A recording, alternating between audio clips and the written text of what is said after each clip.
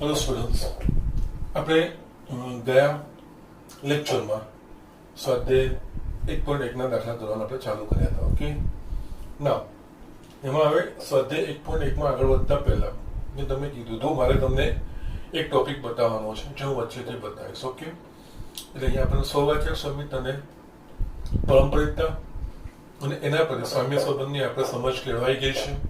તો એક જસ્ટ છે એમાં એક ટોપિક સામ્ય વર્ગો એ વસ્તુ જોઈએ. તો યસ, હું અહીંયા હેડિંગ તો લખું છું સામ્ય વર્ગો.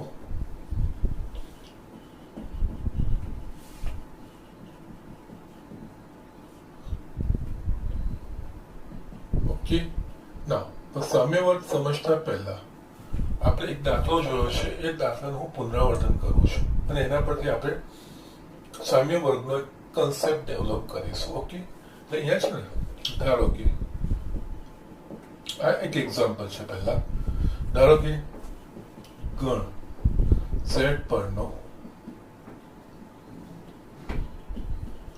સંબંધ R બરાબર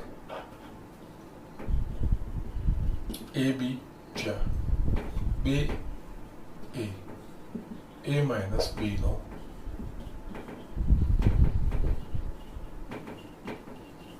અવયવ છે. ઓકે, આવો આપણે દાખલો જોઈ લીધો છે. અહીંયા બે A માઇનસ B નો અવયવ છે, એટલે કે A માઇનસ B એ બે વડે વિભાજ્ય હોય એવું કહેવાય. ઓકે, એટલે ગણ Z એટલે કે Z ના એવા ઘટકો લેવાના છે કે જેનો તફાવત બે વડે વિભાજ્ય એ બધા સંબંધ હેઠળ એકબીજા સાથે સંકળાય, એ રીતની ક્રમિક જોડો એમાં આવે. ઓકે, ના હવે આપણે અહીંયા જોઈએ, આગળ વધીએ તો અહીંયા બીજી વસ્તુ આપણે જોઈએ. એટલે આ તો દાખલો આપણે જોયો છે ને, અહીંયા R એ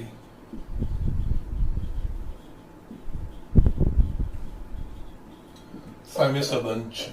આપણે દાખલો ગણ્યો છે સામ્ય સંબંધ છે, સ્વવાચક પણ છે, સમિત પણ છે અને પારંપરિક પણ છે, એ આપણે બતાવી દીધું છે. ઓકે, ના હવે છે ને મારે સામ્ય સંબંધ હોય એનાથી એક સ્ટેપ મારે આગળ સામ્ય વર્ગો તરફ જવું છે. ઓકે, એટલે એના માટે આપણે જોઈશું અહીંયા R ના કેવી R હેઠળ જે ક્રમિક જોડ આવશે A અને B, એ A અને B એકબીજા સાથે કેવી રીતે સંકળાશે, તો અહીંયા આપણે જોઈશું.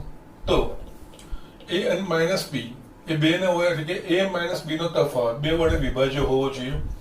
એનો મતલબ A માઇનસ B નો તફાવત એ યુગ્મ હોવો જોઈએ. તો કારણ કે યુગ્મ જ બે વડે ભગાશે, અયુગ્મ હશે તો બે વડે ભાગી શકાશે નહીં.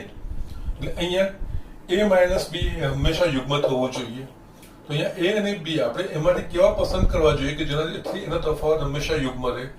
તો આ કિસ્સામાં શું થશે, A અને B બંને યુગ્મ હશે અથવા તો બંને અયુગ્મ હશે. જો આપણે એક્ઝામ્પલ લઈએ, 2 લઈશું તો 2 સાથે 4 જોડાશે, 2 જોડાશે, 2 2 2 4 2 6 2 8 2 5 નહીં થાય, કારણ કે 2 માઇનસ 5 માઇનસ 3 ભાગ્યા 2 એ ભાગી શકાશે નહીં. પણ જો A યુગ્મ હશે તો B ફરજિયાતપણે યુગ્મ જ હશે. ઓકે, એટલે આ બધા જ આપણે જો જોઈએ તો A માઇનસ B એ અવિભાજ્ય છે. અહીંયા બે A માઇનસ B નો અવયવ ત્યારે જ શક્ય બને કે જ્યારે A અને B બંને યુગ્મ હોય અથવા અયુગ્મ હોય તો જ આ શક્ય બનશે. એક યુગ્મ અને એક અયુગ્મ હશે તો આ શક્ય બનશે નહીં. એટલે આનો અર્થ શું થશે, અહીંયા Z ગણના અહીંયા બે ભાગ પડી જશે. અહીંયા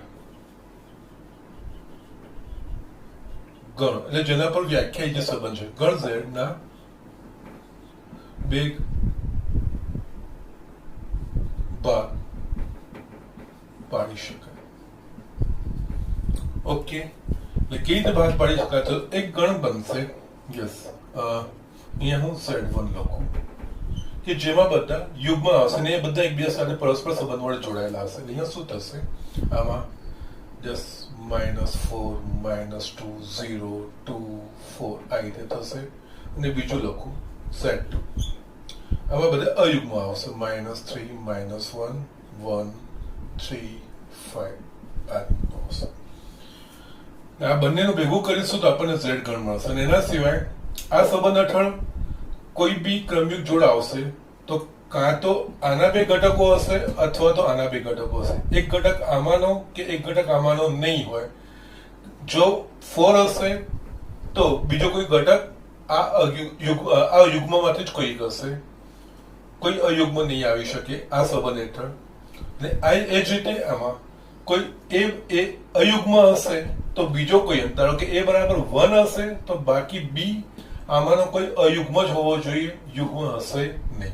એટલે અહીંયા આપણે શું કર્યું કે જે ગણ પર વ્યાખ્યાયિત કર્યો હતો ને તો એ ગણના આપણે અહીંયા બે ભાગ પાડ્યા. અને આ બે ભાગ કેવા પડ્યા? અહીંયા આ બંને ગણ આપણે જોઈશું. એટલે આમ છે ને એકચ્યુઅલી આમાં બધી યુગ્મ સંખ્યાઓ આવે છે ને તેને ઇંગ્લિશમાં આપણે E1 કહીએ છીએ. તો આને સંકેત E દ્વારા પણ દેખાય, યુગ્મ પૂર્ણાંકોનો ગણ. આમાં બધા અયુગ્મ આવે છે જેને ઇંગ્લિશમાં ઓડ કહેવાય છે, તો આને O દ્વારા પણ દર્શાવવામાં આવે છે. યસ, અયુગ્મ પૂર્ણાંકોનો ગણ O. ઓકે, અહીંયા આપણે શું કર્યું? Z ના બે ભાગ પાડ્યા, એકમાં યુગ્મ અને અયુગ્મ, અને એવા ભાગ પાડ્યા કે E માં જે ઘટકો હશે એ ઘટકો પરસ્પર આ સંબંધ હેઠળ જોડાયેલા હશે. E નો કોઈ ઘટક O સાથે જોડાઈને આ સંબંધ હેઠળ આવશે નહીં. એ જ રીતે જો O માંથી કોઈ ઘટક હશે તો બીજો ઘટક આ સંબંધ હેઠળ O નો જ હશે, E નો નહીં હોય. એ O સાથે જ ક્રમિક જોડ બનાવશે ને સંબંધ હેઠળ આવશે, પણ E સાથે જોડાશે નહીં. એટલે અહીંયા આપણને આ શું મળ્યું? અહીંયા આપણે Z ના બે ભાગ પાડ્યા, એક E અને O. અને આ બંનેનો જો જોઈએ તો અહીંયા E છેદ O શું મળશે? આ તો કે આ 5 થશે. બંનેનો છેદગણ 5. બંનેમાં કઈ પણ વસ્તુ સામાન્ય નથી. એના સિવાય અહીંયા આપણે જો E યોગ O તો શું થશે? બંને ભેગા કરીશું તો જે ગણ પર વ્યાખ્યાયિત છે આખો ગણ મળ્યો છે 5. એટલે અહીંયા છે ને આપણે આ રીતે કોઈ સામ્ય સંબંધ હેઠળ આપણે એ સામ્ય સંબંધ જે ગણ પર વ્યાખ્યાયિત હોય એ ગણના આપણે એવા ભાગ પાડીએ કે જેમાં પ્રત્યેક ભાગના ઘટકો આપેલ સંબંધ હેઠળ એકબીજા સાથે સંકળાયેલા હોય, પણ એક ભાગનો ઘટક એ બીજો જે ભાગ પાડ્યો એના ભાગના ઘટક સાથે સંબંધ હેઠળ સંકળાયેલું ન હોય. એટલે કે જો કોઈ યુગ્મ અહીંયા હશે તો બીજો યુગ્મ જ આવશે ફરજિયાત આ સંબંધ હેઠળ, અયુગ્મ આવી શકશે નહીં. એટલે આ ગુણનો જ હશે એ રીતે. અને એ રીતે કર્યા કે આ બંને ગણો અલગ ગણો બને છે. અલગ ગણ એટલે કે બે ગણોનો છેદગણ 5 હોય તો એને અલગ ગણ કહેવાય. એટલે આ બંને પરસ્પર અલગ ગણો બન્યા અને આ બે ગણોને ભેગા કરીશું અને યોગ કરીશું તો બીજું કઈ નહીં, Z બનશે. તો આ રીતે જે ગણ પર વ્યાખ્યાયિત સંબંધ હોય અને સામ્ય સંબંધ હોય અને જો આપણે એ ગણ જે ગણ પર વ્યાખ્યાયિત હોય એને આપણે એવા ભાગ પાડી શકીએ કે આમાં અહીંયા બે જ ભાગ પડ્યા છે, બે થી વધારે ભાગ પણ પડી શકે. હું તમને બીજો એક એક્ઝામ્પલ આના પછી બતાવું છું. બે કરતા વધારે પણ ભાગ પડી શકે છે. અહીંયા બે ભાગ પડ્યા એટલે જે ગણ પર વ્યાખ્યાયિત હોય સંબંધ એ ગણના જે ગણ પર વ્યાખ્યાયિત સામ્ય સંબંધ એ ગણને એવા ભાગમાં વિભાજિત કરે કે એ બે ગણો પરસ્પર અલગ ગણો હોય અને એમાં કોઈ એક ગણનો ઘટક એ બીજો જે ઘટક છે એ ક્રમિક જોડ છે એ એક ભાગમાંથી જ હોય, બીજા ભાગમાંથી ના હોય. તો આ રીતે ચાલે અને આ બે ગણને ભેગા કરીએ તો એટલે કે એમનો યોગ કરીએ તો આપણને જે ગણ પર સંબંધ વ્યાખ્યાયિત આપણને મળે. તો આ જે ભાગ પડ્યા આ ભાગને આ સંબંધના સામ્ય વર્ગો કહેવામાં આવે છે. આ સામ્ય સંબંધના એને સામ્ય વર્ગો કહેવામાં. સામ્ય વર્ગો સામ્ય સંબંધના જ હોય, પણ પ્રત્યેક સામ્ય સંબંધ માટે સામ્ય વર્ગો અસ્તિત્વ ધરાવે એવું જરૂરી નથી. સામ્ય સંબંધ હોઈ શકે પણ સામ્ય વર્ગો ન પણ હોઈ શકે. એટલે સામ્ય વર્ગો કોને કહેવાય? તો યસ, આપણે ગણ પહેલા તો સામ્ય સંબંધ છે વ્યાખ્યાયિત થઈ જાય. સામ્ય સંબંધ વ્યાખ્યાયિત થઈ ગયા પછી જે આ સંબંધ હેઠળ ઘટકો ક્રમિક જોડો જોડાય છે એ ક્રમિક જોડો આ ગણને એક કરતા વધારે ભાગમાં વિભાજિત કરે. એટલે આ રીતે અને એમાં પ્રત્યેક ભાગનો ઘટક એટલે પ્રત્યેક ગણ એટલે અલગ અલગ ઉપગણોમાં વિભાજિત કરે. પ્રત્યેક ઉપગણનો ઘટક એ જ ઉપકરણના બીજા ઘટક સાથે આ સંબંધ હેઠળ જોડાયેલો હોય, પણ કોઈ એક ઉપકરણનો ઘટક એ બીજા ઉપકરણ સાથે આ સંબંધ હેઠળ જોડાયેલો ન હોય, અને આ બે જેટલા બી ઉપકરણો બને આના એ બધા જ અલગ ગણો બને, પરસ્પર બધાનો છેદ ફાઈ બને, અને આ બધાનો યોગ એ ગણ ઝેડ બને. તો આ રીતનું જે ગણનું વિભાજન થાય, તો આ વિભાજિત થયેલા ગણો એને આ સામ્ય સંબંધ આર પરના આરના સામ્ય વર્ગો કહેવામાં આવે, અથવા તો આરના ભાગ કહેવામાં આવે છે, તો ઉપવિભાગ પણ કહેવામાં આવે છે. એટલે આ રીતનું આને વ્યાખ્યાયિત કરવામાં આવે છે. હવે હું તમારું ડેફિનેશન લખ્યું, સમજાઈ ગયું? અહીંયા આપણે ઝેડ પરનો સંબંધ આના માટે યસ, અહીંયા ઝેડ ને આપણે અહીંને બે ભાગમાં વિભાજિત કરીએ છીએ. જો આમાંથી એ આમાંનો કોઈ ઈ નો કોઈ ઘટક હશે, તો બી ફરજિયાતપણે ઈ નો જ ઘટક આવશે, ઓ નો ઘટક આવશે નહીં. અને જો એ ઓ નો ઘટક હશે, તો બી એ ફરજિયાતપણે ઓ નો જ ઘટક હશે, ઈ નો ઘટક પરસ્પર સંકળાશે નહીં. એટલે જે ઉપગણનો ઘટક હોય એક, તો બીજો ઘટક આ સંબંધ હેઠળ એ ઉપગણના ઘટક સાથે સંકળાય, બીજા ઉપગણના ઘટક સાથે સંકળાય નહીં. આ શરતનું પાલન થાય, તથા જેટલા બી ઉપગણો આ રીતે બને એ બધા ઉપગણોનો યોગ ગણ જે ગણ પર સંબંધ વ્યાખ્યાયિત હોય એ આખો ગણ ઝેડ એ બનાવે. અહીંયા ઝેડ છે એટલે ઝેડ બનાવે. તો આ જે બધા ગણના ભાગ અને ભાગ પાડ્યાના ગણ આરના વિભાગ કહેવામાં આવે, અથવા તો ઉપવિભાગ કહેવામાં આવે, અથવા તો એને સામ્ય વર્ગો કહેવામાં આવે. ઓકે, એટલે અહીંયા આના પરથી સામ્ય વર્ગોની આપણે ડેફિનેશન લખીએ છીએ. જો ગણ એક્સ પરનો કોઈ પણ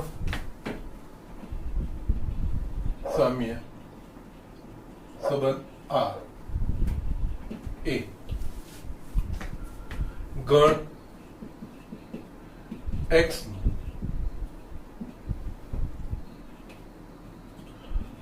એ આઈ અલગ ઉપગણોમાં વિભાજન કરે છે. આ ઉપગણો આરના ભાગ અથવા ઉપવિભાગ અથવા સામ્ય વર્ગો કહેવાય, જે નીચેની શરતોનું પાલન કરે.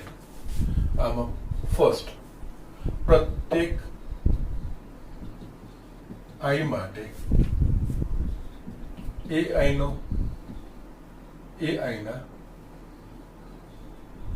બધા જ ઘટકો એના ઘટકો સાથે સંબંધ હેઠળ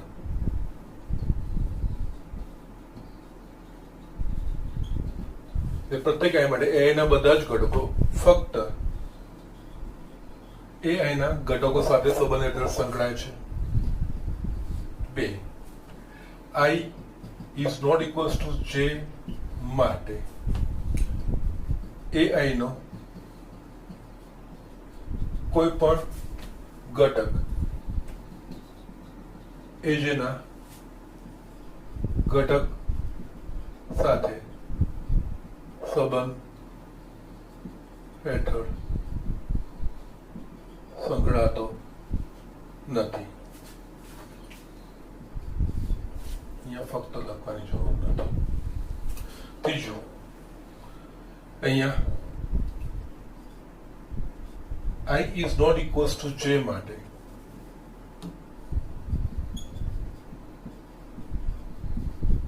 ai છેદ aj બરાબર phi તથા યુનિયન ઓફ ai અને આ રીતે લખાય I1 to n is equals to x. એટલે અહીંયા આપણે જે રીતે સરવાળા માટે સમેશન સિગ્માનો ઉપયોગ કરતા હતા એ અહીંયા યોગ ગણનો છે. ai1 એનો મતલબ a1 યોગ a2. સપોઝ અહીંયા x ના a1 a2 a3 a n આ રીતે અલગ અલગ ભાગ પડ્યા. એટલે અહીંયા આપણે જોઈએ આ રીતે a1 a2 a3 અહીંયા ફક્ત બે જ પડે છે અને જરૂરી નથી બે જ પડે, બે કરતા વધારે પણ પડી શકે છે. ઓકે, નાવ એકનો કોઈ મતલબ નથી બનતો. યસ, બે કે બે થી વધારે બને. ઓકે, અહીંયા બે થી વધારે બની શકે. અહીંયા આપણે વ્યાપક રીતે લખ્યું છે, અહીંયા ai ભાગમાં વિભાજિત કરે છે. એટલે અહીંયા સપોઝ આના n ભાગ પડે છે, એટલે કે a1 a2 a1 a2 a3 કરીને આ રીતે અલગ અલગ મૂળ ગણના અલગ અલગ રીતે ઉપગણો બને છે. એમાં કોઈ એક ઉપગણનો ઘટક લઈએ આ સંબંધ હેઠળ, તો બીજો ઘટક જે આ સંબંધ હેઠળ જોડાશે એ જે ઉપગણમાંથી ઘટક પસંદ કર્યો છે એ જ ઉપગણનો ઘટક હશે, બીજા કોઈ ઉપગણનો નહીં. અને બે અલગ અલગ ઘટકો, બે અલગ અલગ ઉપગણના ઘટકો આ સંબંધ હેઠળ એકબીજા સાથે જોડાશે નહીં. એ આ બે શરતો આવી. ત્રીજું, આ બધા જ ઉપગણો પરસ્પર અલગ ગણો હશે, કે આ બધા જ ઉપગણોનો પરસ્પર છેદ ફાઈ થશે. અહીંયા i is not equals to j, એટલે કે i એટલે કે a1 છેદ a2 અથવા તો a1 છેદ a3 a2 છેદ a3 એ બધા જ ફાઈ થશે. અને આ જે બધા આપણે અલગ ભાગ પાડ્યા મૂળ ગણના એ બધા જ ગણોનો યોગ એ જે ગણ પર વ્યાખ્યાયિત છે, અહીંયા કયા સ્થાન પર વ્યાખ્યાયિત છે x પર, એટલે આપણને a મળે. તો આને આ જે આપણે અલગ ભાગ પાડ્યા એ બધા અલગ ભાગ એ આ સામ્ય સંબંધના સામ્ય વર્ગો કહેવાય. Okay, so these are the things. અને ઓકે, અહીંયા બીજી એક વસ્તુ એ આવે, દાખલામાં તમને ઘણીવાર કે આમાં બધી જ યુગ્મ સંખ્યાઓ આવી તો તમને એવું કે 0 ને સમાવતો સામ્ય વર્ગ, એટલે 0 ને સમાવતો 0 આમાં છે, એટલે 0 સિવાય આ બધા જે ઘટકો આવશે 0 ને સમાવતો, 0 ને સમાવતો સામ્ય વર્ગ કહેવાશે. જો તમને કે 1 ને સમાવતો સામ્ય વર્ગ, તો 1 ને સમાવતો સામ્ય વર્ગ તો આ રીતે તમે લખી શકો છો. ઓકે, તમને અહીંયા આ એક્ઝામ્પલમાં જો એક્સટેન્શન કે અહીંયા બાજુમાં લખું, અહીંયા 0 ને સમાવતો સામ્ય વર્ગ, અહીંયા 0 ને સમાવતો સામ્ય એટલે બધી જ યુગ્મ સંખ્યાઓ, 0 ને સમાવતો સામ્ય વર્ગ e થાય, જેને સંકેતમાં બોક્સમાં 0 ને સમાવતો સામ્ય વર્ગ. એ જ રીતે 1 ને સમાવતો સામ્ય વર્ગ o થાય, એટલે કે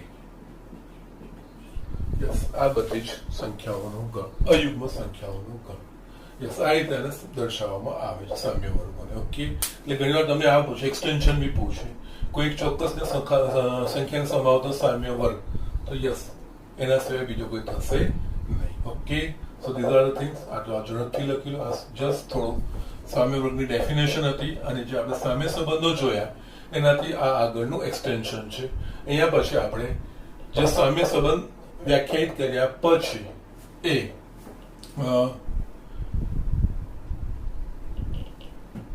એ જે સામ્ય સંબંધ આપણે બતાવ્યો એ સામ્ય સંબંધ આ જે ગણ પર વ્યાખ્યાયિત છે એ ગણને આપણે આ રીતે અલગ ભાગ પાડી શકીએ. જો પાડી શકતા હોઈએ તો એના સામ્ય વર્ગો કહેવાય. ઓકે, એક એક્ઝામ્પલ તમને આના પરથી બતાવવું છે, તમને વધારે સારી રીતે ખબર પડશે. ઓકે, યસ, અહીંયા મેં એક દાખલો લખ્યો છે. ગણ z પરનો સંબંધ r a ક્રમિક જોડ ab, જ્યાં a b એ 3 નો ગુણક છે. સામ્ય સંબંધ છે, એટલે કે સામ્ય સંબંધ છે કે નહીં ચકાસવાનું. જો સામ્ય વર્ગો અસ્તિત્વ ધરાવતા હોય તો શોધો. ઓકે, ના અહીંયા છે ને આપણે આગળ જે લખ્યું છે ને 2 a b નો અવયવ છે, એ જ રીતે આ જ વસ્તુ છે. આ બીજી લેંગ્વેજથી લખાય, a b એ 3 નો ગુણક છે, અથવા તો a b એ 3 વડે વિભાજ્ય છે. આ બધાનો અર્થ એક જ કહેવાય. ઓકે, એ તમારે સમજવું પડશે. ઓકે, ના એટલે અહીંયા આપણે જોઈએ આ સંબંધ સામ્ય સંબંધ છે કે નહીં. ઓકે, એટલે અહીંયા 3 નો ગુણક, એટલે કે જે a b નો તફાવત 3 વડે ભાગી શકાય એ 3 નો ગુણક કહેવાય. ઓકે, એટલે અહીંયા પહેલા તો સામ્ય સંબંધ છે કે નહીં એ વસ્તુ આપણે ચકાસવાની છે, અને સામ્ય સંબંધ હોય તો પછી જો સામ્ય વર્ગો અસ્તિત્વ ધરાવતા હોય તો આપણે એના સામ્ય વર્ગો શોધવાના છે. ઓકે, ના અહીંયા યસ પહેલું આપણે જોઈએ તો કે સ્વવાચકતા માટે શું એ એટલે કે a માઇનસ b. ઓકે, અહીંયા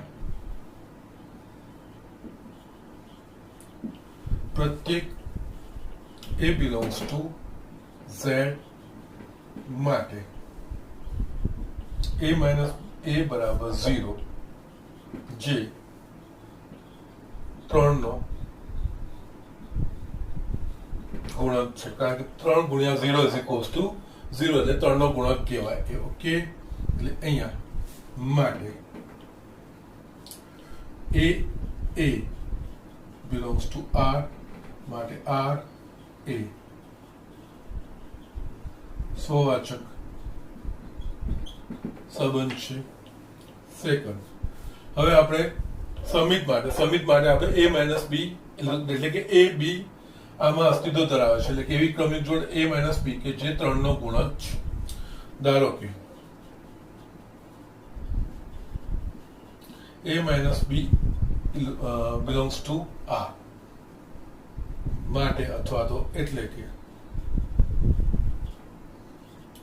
ab belongs to r છે, એટલે કે a માઇનસ b એ 3 નો ગુણક છે.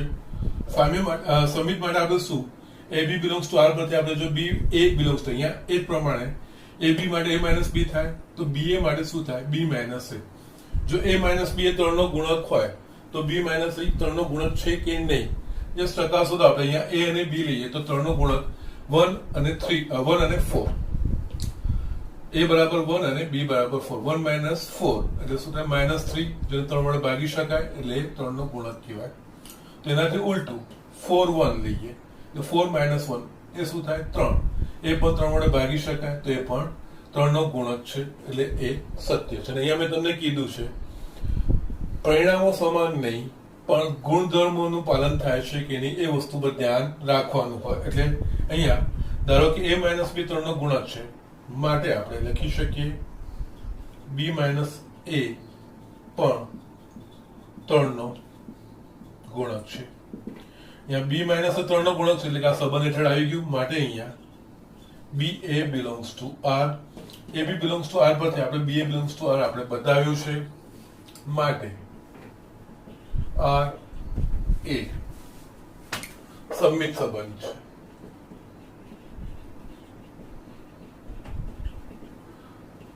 થર્ડ, પરંપરિતા માટે ab અને bc લઈ લેવાનું. ab એટલે કે a માઇનસ b એ 3 નો ગુણક છે અને b માઇનસ c 3 નો ગુણક છે. અહીંયા ધારો કે ab belongs to r તથા bc belongs to r, એટલે કે a માઇનસ b એ 3 નો ગુણક છે તથા b માઇનસ c એ 3 નો ગુણક છે.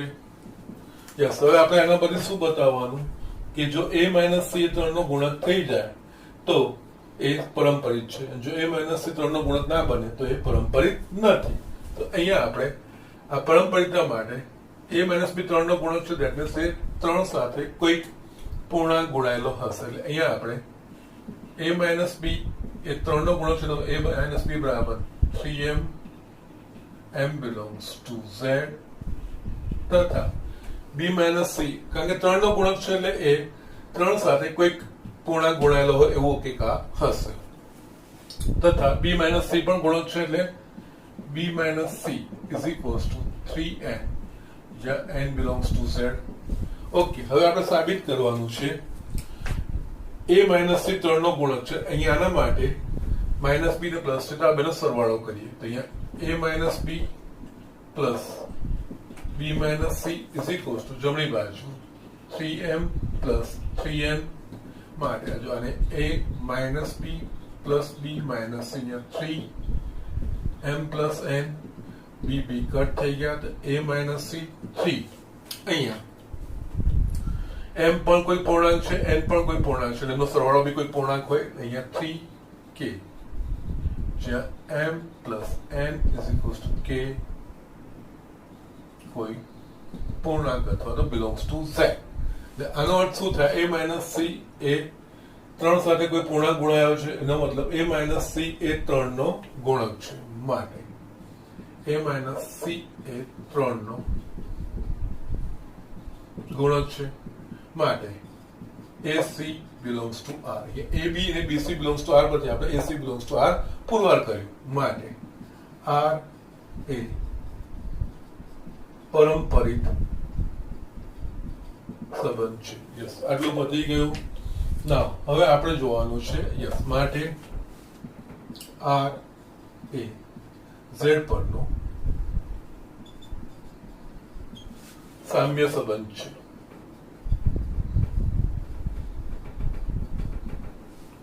ઓકે, ના હવે આપણે જોવાનું આના સામ્ય વર્ગો શક્ય બને એવા છે કે નહીં. તો આપણે જસ્ટ એક ઘટક વિચારીએ. સપોઝ આપણે અહીંયા z એટલે કોઈ ઘટક, ધારો કે આપણે z બરાબર 0 લઈએ. z બરાબર 0 લઈએ તો b બરાબર શું લઈએ તો એ 3 નો ગુણક બને. જો a 0 હોય તો b 3 હોવું જોઈએ, 6 9 એમાંનું એક હોવું જોઈએ.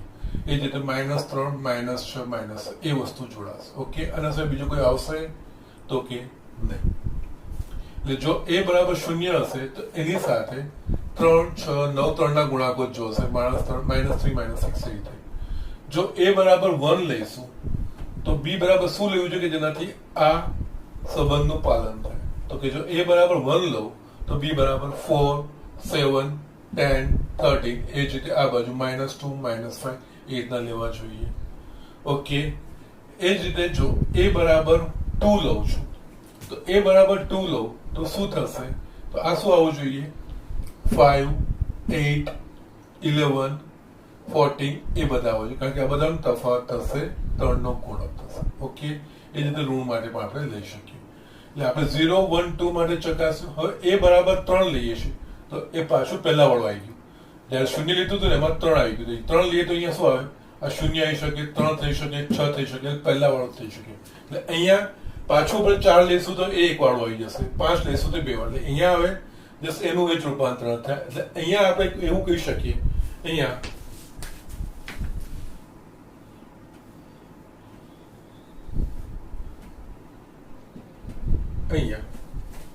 ગણ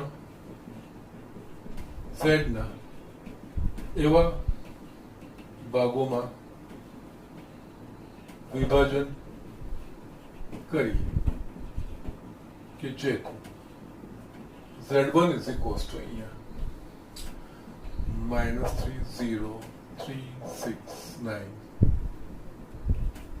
Z2 is equals to 147 -2 -5 10. Z3 is equals to અહીંયા આપણે 2 5 8 11 -1 -4 like this. આપણે આ રીતે અહીંયા z ને 3 ભાગમાં વિભાજિત કરીએ. આમાં શું થશે? આપણે તો z ના કોઈ પણ બે ઘટકો લેશો એનો તફાવત હંમેશા 3 નો ગુણાક આવશે. ઓકે, 0 લેશો તો 3 6 9 યસ, એ જ રીતે કોઈ પણ લેશો. ઓકે, એ જ રીતે આમાંથી કોઈ પણ એક ઘટક લેશો અને બીજા કોઈ લઈએ 1 1 1 4 1 7 1 7 આ બધાનો તફાવત 3 નો ગુણક થશે. એ જ રીતે ત્રીજામાંથી 2 5 2 5 2 8 2 11 2 -1 2 -4 યસ, આ રીતે લેશું. પરંતુ આમાંનો કોઈ ઘટક પસંદ કરીશું ને આમાંનો પસંદ કરીશું એનો તફાવત 3 નો ગુણાંક નહીં થાય. આનો અને આનો એક ઘટક લેશું તો પણ 3 નો ગુણાંક નહીં થાય એમનો તફાવત. આનો એક લેશું અને આનો એક લેશું તો પણ એ બેનો તફાવત એ 3 નો ગુણાંક નહીં થાય. એટલે એનો મતલબ, અને બીજી એક વસ્તુ, આમાં જે ઘટકો છે એ આમાં નથી, આમાં જે ઘટકો છે એ આમાં નથી. ત્રણેય ગણો પરસ્પર અલગ ગણો છે. ઓકે, અને એના સિવાય આ ત્રણેય ગણનો યોગગણ ગણીશું તો આપણને આખો Z મળી જશે. તો આ જે વ્યાખ્યાયિત કર્યા એ આ ગણના સામ્ય વર્ગો કહેવાય. એટલે અહીંયા સામ્ય વર્ગો 3 બન્યા. ઓકે, અહીંયા Z1 યોગ Z2 યોગ Z3 is equals to Z થાય છે તથા Z1 છે Z2 is equals to 5 Z2 Z3 is equals to 5 અને Z1 Z3 is equals to 5 એટલે કે બધા જ પરસ્પર અલગ ગણો છે અને આનો યોગ ગણ એ જે ગણ પર વ્યાખ્યાયિત સંબંધ છે એ મળે છે તો અહીંયા Z1 Z2 Z3 એ આ સંબંધ પરના આ સંબંધ માટેના સામ્ય વર્ગો છે માટે Z1 Z2 Z3 એ આ સંબંધ પર માટેના સામ્ય વર્ગો છે આ રીતે આપણે કરવાનું જસ્ટ ઓબ્ઝર્વેશન થોડું હોય છે અને એ પ્રમાણે આપણે લખવાનું હોય છે અમુક પરિણામો પછી તમારે રિપીટેશન થતા હોય છે ઓકે એટલે અહીંયા 3 નો ગુણાકાર એટલે કે આ તફાવત 3 થવો જોઈએ 3 નો તફાવત થઈ સંખ્યાઓ આ રીતે આપણે અલગ અલગ સેટની પાડી શકીએ જે પરસ્પર અલગ ગણ છે અને એનો યોગ એ જે ઝેડ પોતે થઈ જાય છે એટલે આના સામ્ય વર્ગો કહેવાય એટલે આ રીતે સામ્ય વર્ગોનું એક્ઝામ્પલ આવે છે ઓકે તમારે બુકમાં આના વિશે બહુ થોડું જ આપ્યું છે જસ્ટ તમને કદાચ આનામાં આગળ એવું પૂછે કે 0 ને સમાવતો સામ્ય વર્ગ તો જસ્ટ પહેલો જે છે Z1 એ 0 ને સમાવતો સામ્ય વર્ગ કહેવાય ઓકે અને આમાં Z1 ના બધા જ ઘટક પરસ્પર એકબીજા સાથે આ સંબંધ હેઠળ જોડાયેલા છે પણ Z1 નો કોઈ Z1 નો કોઈ પણ ઘટક કે Z2 કે Z3 ના કોઈ પણ ઘટક સાથે આ સંબંધ હેઠળ સંકળાતો નથી એ જ રીતે Z2 ને Z3 માટે પણ છે Z2 નો પ્રત્યેક ઘટક એ એકબીજા સાથે આ સંબંધ હેઠળ સંકળાયેલો છે પરંતુ Z2 નો કોઈ પણ ઘટક Z1 કે Z3 ના બીજા ઘટક સાથે આ સંબંધ હેઠળ સંકળાતો નથી ઓકે આ રીતનું છે આને કહેવાય સામ્ય વર્ગો ઓકે સો જસ્ટ થોડું આ કન્સેપ્ચ્યુઅલી જોવાનું છે અને ધ્યાનથી આપણે કરવાનું છે આગળનો દાખલો જે જોયો તેમાં 2 સામ્ય વર્ગો પડ્યા હતા અહીંયા 3 પડ્યા એટલે જરૂરી નથી કે 2 જ હોય 2 કે 2 થી વધારેના ભાગો પડી શકે છે ઓકે યસ મેં અહીંયા એક દાખલો લખ્યો છે યસ ઘણો મોટો દાખલો લખ્યો છે પણ આ જસ્ટ આપણે ભાષા કેવી રીતે લખવી જોઈએ કેવી રીતે બતાવવું જોઈએ આપણને ઘણી વાર શું છે આ દાખલામાં ખબર તો પડશે પણ આપણે એને કેવી રીતે વ્યક્ત કરવું જોઈએ કેવી રીતે એને લખવું જોઈએ એની સમજ ના પડે એટલે એના માટે આપણે અહીંયા મેં આ દાખલો લીધો છે વાંચું છું એકવાર ગણ R એક ગણ A 1 2 3 4 5 6 7 પર R બરાબર ક્રમિક જોડ AB જ્યાં A અને B બંને અયુગ્મ અથવા બંને યુગ્મ એટલે અહીંયા ક્રમિક જોડમાં A યુગ્મ હતો B પણ યુગ્મ હતા A અયુગ્મ હતો B પણ અયુગ્મ એ રીતની વ્યાખ્યાયિત થયેલી છે અને આ A અને B ગણ એના ઘટકોમાંથી હોવું જોઈએ દ્વારા વ્યાખ્યાયિત છે સાબિત કરો કે R એ સામ્ય સંબંધ છે એ સાથે સાબિત કરો કે 1 3 5 7 ના બધા જ ઘટકો R દ્વારા એકબીજાને સંબંધિત છે અને 2 4 6 ના બધા જ ઘટકો R દ્વારા એકબીજા સાથે સંબંધિત છે પરંતુ 1 3 5 7 નો કોઈ પણ ઘટક ઉપગમન 2 4 5 6 2 4 6 ના કોઈ પણ ઘટક સાથે R દ્વારા સંબંધિત નથી એટલે બીજું કંઈ નથી સામ્ય સંબંધ સાબિત કરીને એકચ્યુઅલી આ બે એના સામ્ય વર્ગો પાડ્યા છે અને આપણે બતાવવાનું છે કે કઈ રીતે ઓકે એટલે અહીંયા આના માટે આપણે જોઈએ તો યસ પહેલા તો સામ્ય સંબંધ આપણે કરવાનું છે એટલે અહીંયા ફર્સ્ટ પ્રત્યેક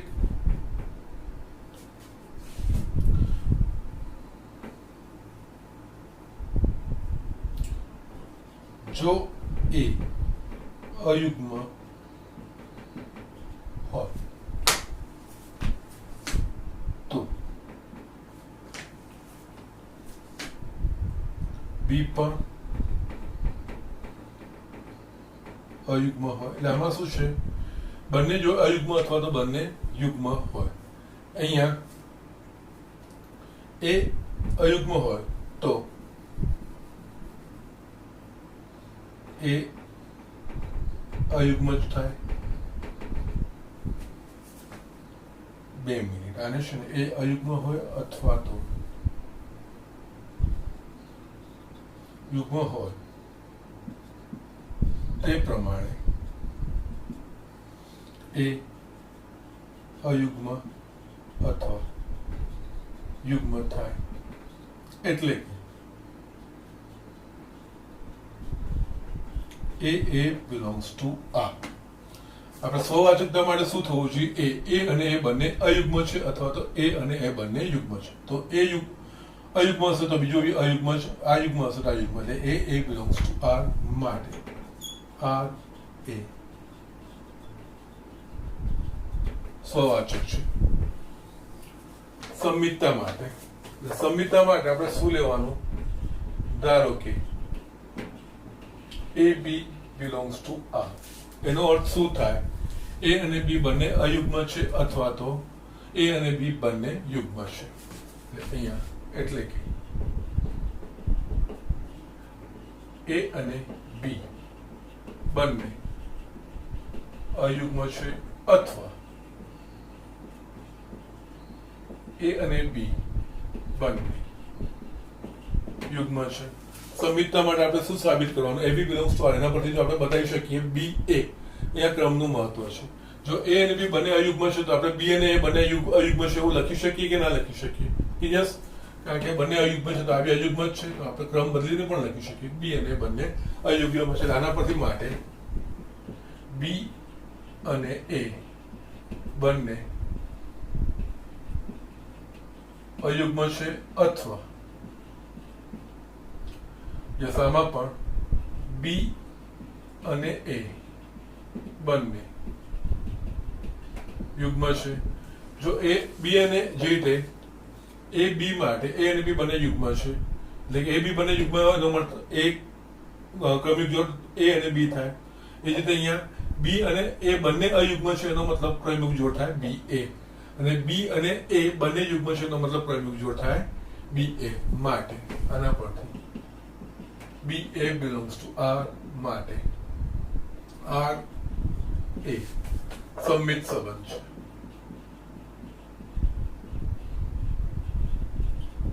ઓકે, થર્ડ આપણે અહીંયા જોઈએ પરંપરિત માટે. ધારો કે એ બી બિલોંગ્સ ટુ આર તથા BC belongs to R. આનો અર્થ શું થાય? એ બી બંને અયુગ્મ છે અથવા તો બંને યુગ્મ છે. જો એ બી બંને અયુગ્મ છે, એટલે અહીંયા બી અયુગ્મ હોય તો અહીંયા કમ્પલસરી બી બી અયુગ્મ જ હોય, તો એના પ્રમાણે સી પણ અયુગ્મ થાય. એટલે એનો મતલબ એ અયુગ્મ હોય તો આ સંબંધ હેઠળ એ બી અને સી ત્રણ અયુગ્મ હોય. બી યુગ્મ હોય તો એ યુગ્મ હોય તો એ બી અને કારણ કે જો એ યુગ્મ છે તો બી કમ્પલસરીલી યુગ્મ હોય તો જ આ સંબંધ હેઠળ આવે. એટલે એ બી બંને યુગ્મ થાય અને આ બીજી ક્રમિક જોડ બી થી શરૂઆત અહીંયા બી યુગ્મ છે તો આ યુગ્મ જ લેવો પડે, અને તો સી પણ યુગ્મ હોય તો જ આ ક્રમિક જોડ આ સંબંધ હેઠળ આવે, બાકી આવે નહીં. એટલે અહીંયા એ અયુગ્મ હોય તો એ બી સી ત્રણે અયુગ્મ થાય, બી એ યુગ્મ હોય તો બી એ બી સી ત્રણ યુગ્મ થાય. ઓકે, એટલે અહીંયા એટલે કે લખો તો લખાય એ અને બી બંને અયુગ્મ અથવા યુગ્મ છે તથા બી અને સી બંને અયુગ્મ અથવા યુગ્મ છે. માટે જો આ બંને યુગ્મ હોય તો મારે અહીંયા યુગ્મ વાળું અયુગ્મ હોય તો અહીંયા બી અયુગ્મ હોય તો અહીંયા બી અયુગ્મ તો સી પણ અયુગ્મ થાય. એ જ રીતે આ બંને યુગ્મ હોય તો મારે યુગ્મ વાળું જ વિચારવું પડે, તો અહીંયા બી પણ યુગ્મ થાય અને સી પણ યુગ્મ થાય. માટે અહીંયા એ બી અને સી ત્રણેય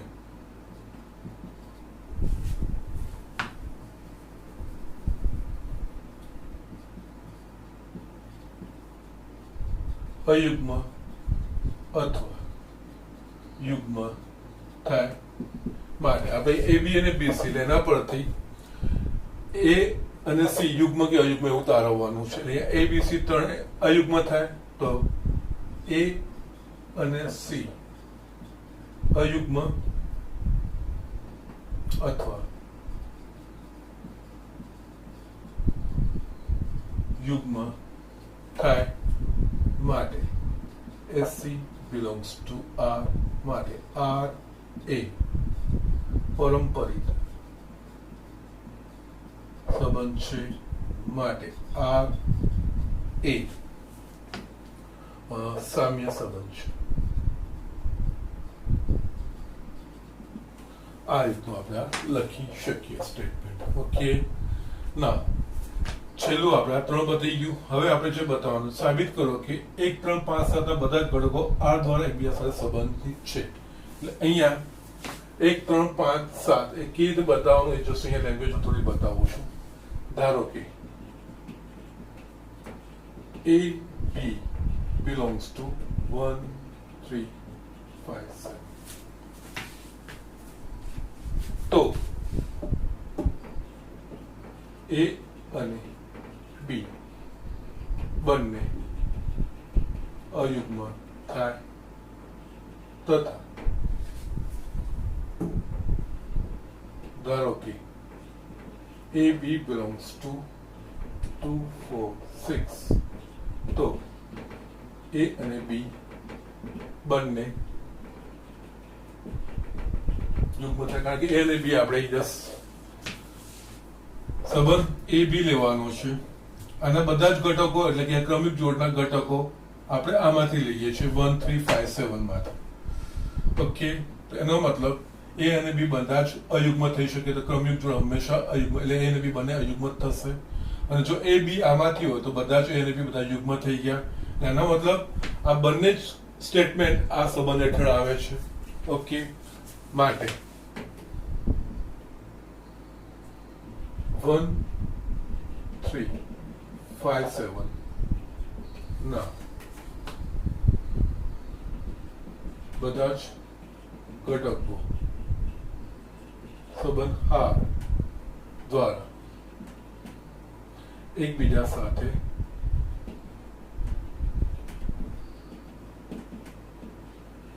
સંબંધિત છે તથા 2 4 6 ના બધા જ ઘટકો સંબંધ R દ્વારા એકબીજા સાથે સંબંધિત. ઓકે, આટલી વસ્તુઓ થાય. જે મારે પહેલું બતાવવાનું હતું 1 3 5 7 નો બધા, ધારો કે અહીંયા એટલે મતલબ A અને B જો આપણે આમાંથી લઈએ તો બધા જ અયુગ્મ થશે, એટલે કે આ સંબંધ હેઠળ જોડાયેલા જ છે. અને જો A B આમાંથી લઈએ તો બધા જ યુગ્મ થાય, એટલે બંને યુગ્મ અથવા અયુગ્મ હોવા જોઈએ. એ બંને શરતોનું પાલન થાય છે. ઓકે, પરંતુ 1 3 5 નો કોઈ પણ ઘટક 2 4 સાથે ઘટક સંબંધિત નથી એ બતાવવું હોય તો અહીંયા ધારો કે છેલ્લું જે બતાવવાનું છે, ધારો કે A belongs to 1 3 5 7 અને B belongs to 2 4 6. તો યસ, જો A યુગ્મ હોય તો A અયુગ્મ થાય અને B યુગ્મ મળે. માટે ક્રમયુક્ત જોડ A B સંબંધ R હેઠળ અસ્તિત્વ ન ધરાવે. કારણ કે એ અયુગ્મ હોય એટલે આપણે અહીંયા આ ગણનો કોઈ પણ ઘટક આના સાથે આ સંબંધ હેઠળ જોડાયેલો નથી. અહીંયા બે ઘટકો A અને B છે, એટલે આપણે અહીંયા જસ્ટ A મેં 1 3 5 7 માંથી લીધો અને B લીધો. હવે જો A અને B ની ક્રમિક જોડ બનાવો તો એક યુગ્મ અને અયુગ્મ થાય. બંને યુગ્મ કે બંને યુગ્મ થાય એવું નથી. ઓકે, એટલે ક્રમિક જોડ એવી સંબંધ ન ધરાવે. માટે 1 3 5 7 નો કોઈ પણ ઘટક 2 4 ના 6 ના ઘટક સાથે સંબંધ R દ્વારા સંબંધિત નથી. ઓકે, સો યસ, આ ચેપ્ટરમાં મેં તમને પહેલાથી જ કીધું ઘણું બધું લખવાનું છે અને બધા જ સ્ટેટમેન્ટો આપણે લખવાના, છૂટકો જ નથી. અને એટલા માટે હું જાણી કરીને લખું કે જેટલા સરળ લખીએ તો તમે પણ લખો, અને આ તમારે આદત રાખવાની છે. અને જસ્ટ આ દાખલો કેવી રીતે બતાવી શકે આપણને ખબર પડે સીધી સીધી કે યસ એક આનો ઘટક હોય ને એક આનો ઘટક હોય તો યસ એક યુગ્મ અયુગ્મ થાય. આપણે બતાવવાનું કેવી રીતે, લખવાનું કેવી રીતે, એના માટે જસ્ટ મેં એક્ઝામ્પલ લીધો છે. જ્યારે આપણે આ બતાવવું હોય કે આ બેના ગણના ઘટકો એકબીજા સાથે સંબંધિત નથી, એટલે અહીંયા એ અને બી રીતે લીધો, અને એ જ રીતે આ જ ગણના ઘટકો અંદર સંબંધિત છે. અહીંયા એ બી બિલોંગ્સ ટુ આના અથવા તો એ બી બિલોંગ્સ ટુ આ લીધું. એ બી બિલોંગ્સ ટુ આ તો બધા જ અયુગ્મ થઈ જાય. કોઈ પણ બે હશે ક્રમિક જોડ એ બી, એ બંને અયુગ્મની જ થશે, એટલે આ સંબંધ હેઠળ જોડાશે. અને એ બી બિલોંગ્સ ટુ 2 4 6 હશે તો બંને ક્રમિક જોડના બંને ઘટકો યુગ્મ હશે, એટલે આ સંબંધ હેઠળ સંકળાશે જ. અને જો એ આમાંથી હોય અને બી આમાંથી હોય તો એક યુગ્મ થાય ને એક અયુગ્મ થાય, અને જે આ સંબંધ હેઠળ જોડાઈ શકશે નહીં. એટલે કે આનો કોઈ પણ ઘટક આના સાથે આ સંબંધ આ હેઠળ સંબંધ ધરાવતો નથી, એવું આપણે અહીંયા આવી રીતે દર્શાવવાનું. જસ્ટ એના માટે જ વસ્તુ મેં લીધી છે. ઓકે, જસ્ટ ઝડપથી આ વસ્તુ લખી લો. જસ્ટ દાખલાઓ થોડા મોટા થયા છે. જસ્ટ ચોપડીમાં તો આપણે એટલું બધું આગળ નથી વધ્યા, પણ આ ચેપ્ટરમાં થોડું એક્સપ્લેનેશન વધારે છે, વધારે લખવાનું આવશે. સો બી પેશન્ટ વિથ મી. હજુ પણ દાખલા આપણે આગળ કરવાના છે, પણ તમે ચોપડીમાં 7 દાખલા સુધી અપ ટુ એક્ઝામ્પલ 7